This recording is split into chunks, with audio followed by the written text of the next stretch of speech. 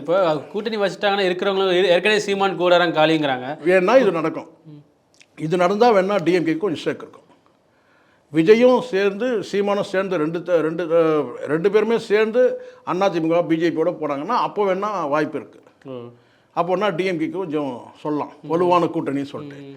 மற்றபடி இது ஒன்றுமே இது ஒன்றும் பெரிய இதனால் வந்து கேட்டால் பெரிய பாதிப்புலாம் ஒன்றும் டிஎம்கேக்கு இருக்கிற மாதிரி தெரியல. ஒன்று கூட்டணி உடையணும், கூட்டணி உடையல, சரிங்களா? அரசியல் நிலைப்பாட்டில் ஏதாவது கொஞ்சம் அவங்க பலவீனப்படணும், ஏதாவது இருக்கா? நேற்று சுப்ரீம் கோர்ட்டில் ஒரு பெரிய மெகா வெற்றி, அது பெரிய பலத்த அடி. ஆனால் சேதாரம் ஜாஸ்தி எது தரப்பில், பிஜேபி தரப்புல சொல்லி. ஆனால் 10 மசோதாவுக்கு ஒப்புதல் வாங்கிட்டாங்க, முடிஞ்சிடுச்சு. அப்போது ஒன்று அரசியல் நிலைப்பாட்டில் இவங்க பலவீனப்படணும், கூட்டணியாவது பலவீனப்படணும். ரெண்டுமே இல்லை. எவ்வளோ நாளைக்கு நீங்கள் இதே ஓட்டுங்க? ஒரு குறிப்பிட்ட ஒரு வந்து பார்த்தீங்கன்னா ட்ரெண்டிங்கை வச்சுக்கிட்டு எவ்வளோ நாளுக்கு ஓட்டிங்க? ஏதாவது ஒரு வார்த்தையை போட்டு இதெல்லாம் வந்து மற்றெல்லாம் இந்த சட்டம் ஒழுங்கு இதெல்லாம் கேட்டால் யார் ஆட்சிக்கு வந்தாலும் நடக்கும் சார். வட இந்தியாலாம் எதுவுமே நடக்கவே இல்லையா? வேறு எந்த ஸ்டேட்டும் எதுவும் நடக்கவே இல்லையா?